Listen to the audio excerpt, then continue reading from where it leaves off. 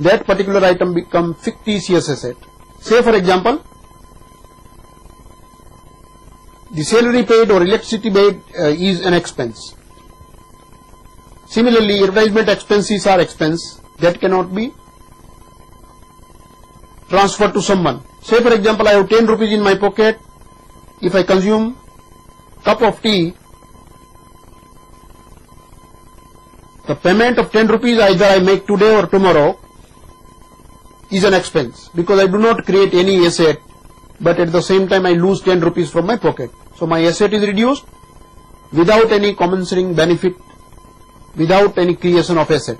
But from the same 10 rupees, if I purchase a pen, in both the case 10 rupees goes out, I lose 10 rupees, but in the first case I have consumed tea, no other asset is created. In second case I have created a pen. So pen is capital expenditure and pen is an asset therefore. But in between these two, there are some expenses which are really as an expense. It does not create anything.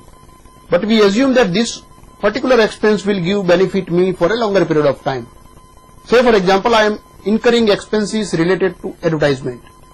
And if I feel that what I am advertising today will give benefit next year or 2 years later, in that case, rather than writing off this whole expenses this year, I will carry forward some of the expenses next year.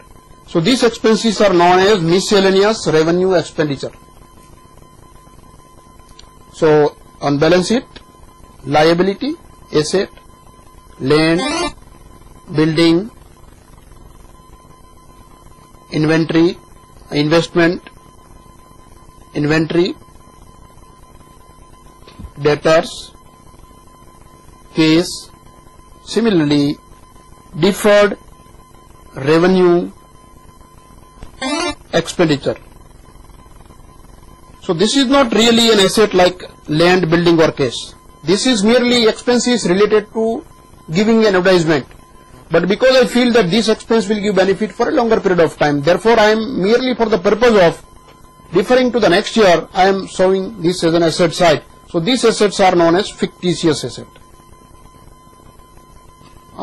There is a question. Ads can generate goodwill, therefore can we call ad as an asset? So actually, rather than advertisement, expenses incurred for advertisement will be transferred to the next year as revenue expenditure, even though it is an expense. So here you distinguish. Expense means outflow of money which does not actually create any asset. Consumption of tea, traveling, payment of interest, these are the expenses. But if outflow of money creates some asset, purchasing a pen, purchasing a land, purchasing a building, actually creates some of the asset. But when we actually give advertisement, expenses related to advertisement does not give asset like land and building. We cannot sell it. If I have purchased land, I can sell land. If I have purchased inventory, I can sell inventory. But expenses related to advertisement cannot be transferred to the third party. So I cannot dispose this asset. This asset has only value if I continue my business. So under going concern concept that we also discussed today, going concern concept, we only assume that expenses related to advertisement will give benefit in the next period. Therefore, partially we defer it to the next period.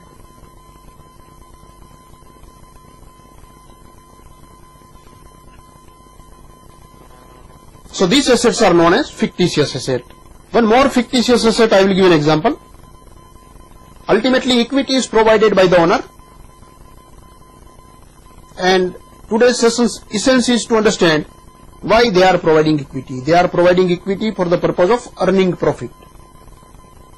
So when I start business, say for example I have started business on 1st April 2007 and my equity was 1000 rupees.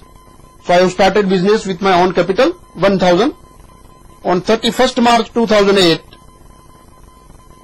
it is possible that my equity remain 1000 in first case. So my equity remain same in the first case. Second case, say for example my equity remains 1200. It means I have earned 200 rupees profit. So in the second case I have earned 200 rupees.